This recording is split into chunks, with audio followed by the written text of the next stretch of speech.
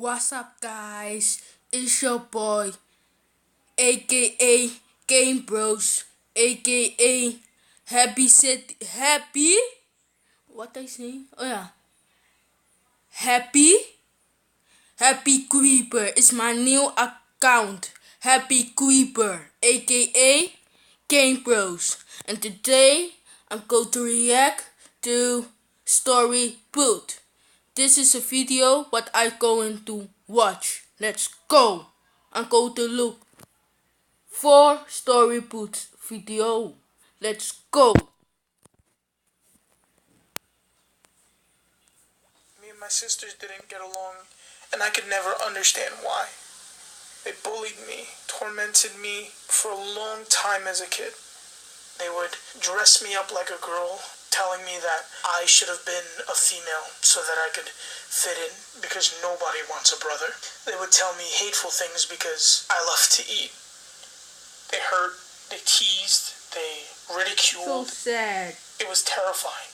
It's a children. You do Despite my big mother sister. doing her best, she was never home long enough to enforce the rules because she had to take care of us. She had to keep us alive and food in the house and a roof over our heads.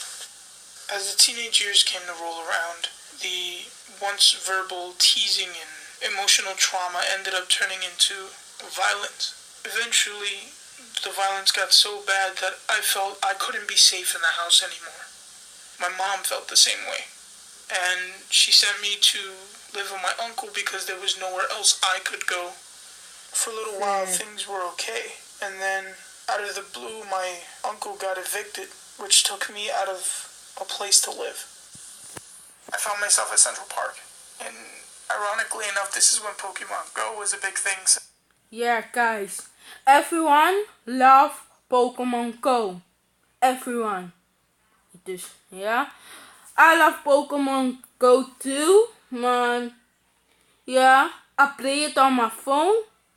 If I get 2,000 subscribers on this show, on this video, I will play a Pokemon Go video. And let me tell you something. Guys, if I say Story Boot, smash that like button right now. 1, 2, 3, Story Boot. Let's go. It was really easy to blend in the crowds because everyone was running around Central Park looking for Pokemon, and it didn't look weird for this chubby kid to be sitting down, on a cracked phone, just sitting to himself. I was hungry. I didn't have any money for food.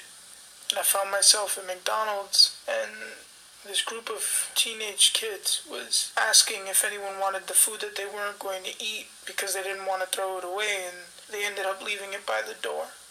I waited a couple of minutes before I took it. That is not the door. And on the fourth night, I was assaulted by a group of people. They proceeded to beat on me until they figured it just wasn't fun anymore. But after it was over, I took my broken phone out of my pocket and I called my mom. We go about searching for places, and that place led me to an adolescent shelter called Covenant House. I find myself with friends, not camouflaging myself in my pain, but embracing it and finding connections. Finally, They're you giving have me friends. this sense of hope, this faith He's not alone that things anymore. can be better. I find myself connecting to my mother and knowing that she knows that I'm okay. I found my redemption in Covenant House, and I'm hoping that while I was here, that people have found redemption in me too. Okay, now we watch a other video by boy is not happy home and school. Let's go watch that video too. I had an older sister and a younger brother. Every Yes. time my sister or my brother did activities and I wanted to join in, I was always either too old or too young, because being a middle child can sometimes be like that. Although I love my mom very much, and I knew she cared about me, just at times I felt like she loved me a lot less than the other two. My parents divorced. My mother ended up meeting a new person who didn't like me, my brother, very much. If we didn't do what he wanted, he would hit us very hard. Bro. One time he hit me so hard that I got knocked out. He was like this for a few years. It got to the point where I had to actually end up calling the police on him. But the police believed him because apparently I'm a child and I was just doing childish and making excuses. It just sucks as a child sometimes when you're not believed because of your age. When I was at school, things weren't easy either. Because of what was going on at home, I had really low self-esteem and people would bully me for being scared and by myself. For an entire year, I had no friends at school. I used to sit by a tree by myself and eat my lunch. People would point and laugh at me and call me a loner and a loser. And I didn't know how to react to that.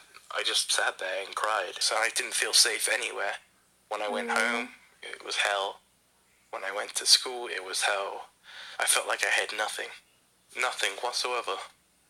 After time, the thing with my stepdad, I saw him about to hit my brother. I stepped in the way and told him, no, you can't do that. Although this got me into even more of a situation that I couldn't get out of. And he ended up hitting me really hard that day. But I'm just glad it wasn't my brother and it was me instead. He did apologize in the end for everything that he did, but shouldn't have happened, but still, it's an apology.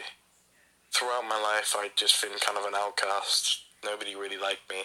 But I just kept trying, and I kept trying and pushing myself to be out there and be more confident. And to a point where somebody actually ended up approaching me and started talking to me. And this was the first proper friend I ever had. He introduced me to more people, and I ended up getting more and more friends and becoming, quote-unquote, a popular kid. And people actually started to like me, and I felt so much more confident about myself and happier. Things were starting to go well in my life. Stuff at home had been starting to get better. Been getting along better with my brother and my sister. My mom had been treating me more evenly and exactly the same as the others. I felt like I was part of the family again. I just kept staying strong in the inside, and I didn't let all this completely take me down. Although at times I felt so defenseless and worthless, I was able to push myself to a point where I was able to get myself out there and be myself. And where I am today is very confident. I'm happy with myself and I'm happy with who I am. Okay, yes. Now go for two sisters. Story put. Let's go. Growing up, I loved being a twin. I have a twin sister named Hope, and she was my best friend. My parents never had to worry about us being separated or being alone because we had each other. We'd make sure we were staying out of trouble, and we'd play by the rules, and we'd have fun. We'd have everything in common.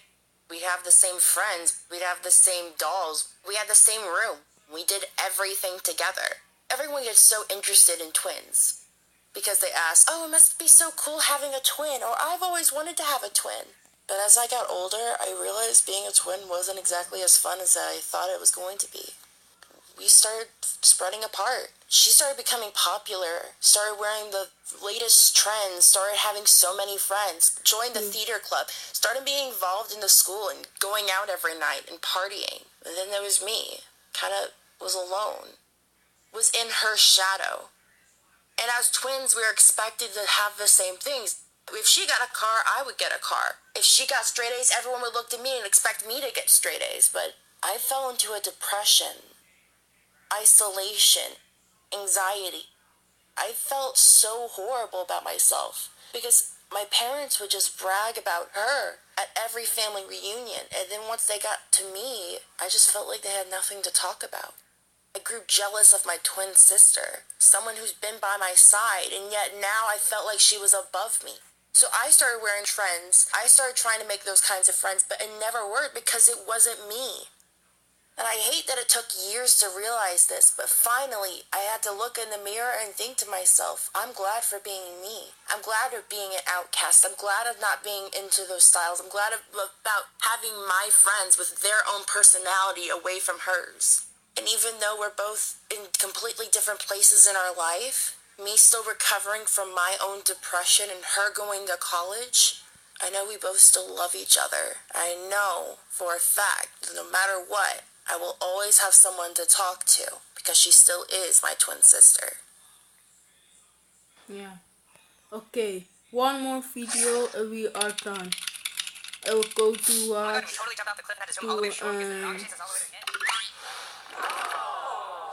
this video and then we stop this video.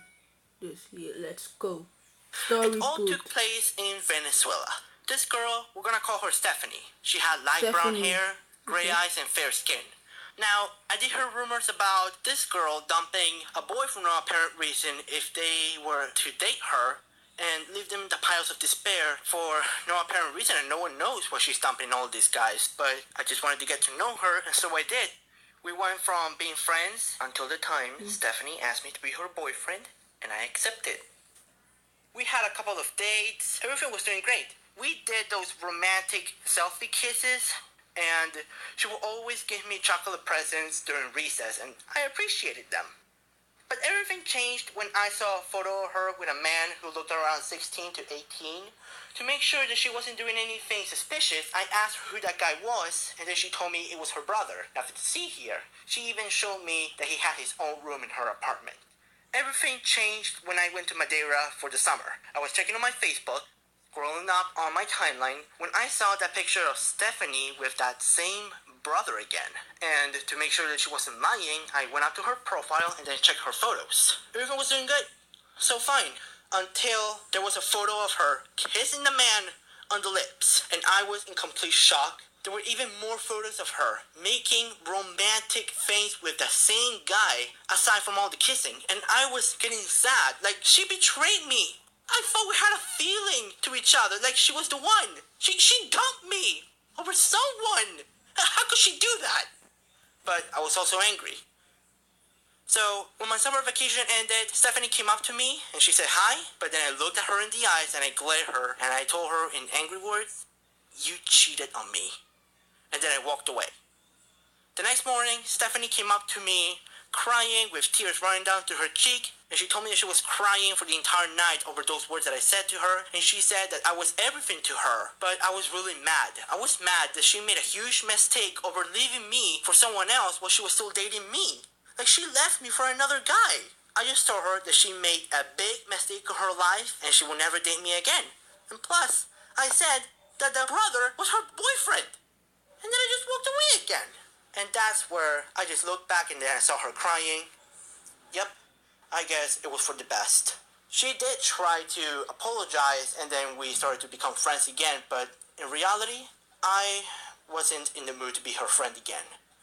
I mean, what she did to me and other boys was horrible, and I don't think she deserves to be my friend again after what she's done. Okay, guys, this was the video. I hope you liked this video. I say peace.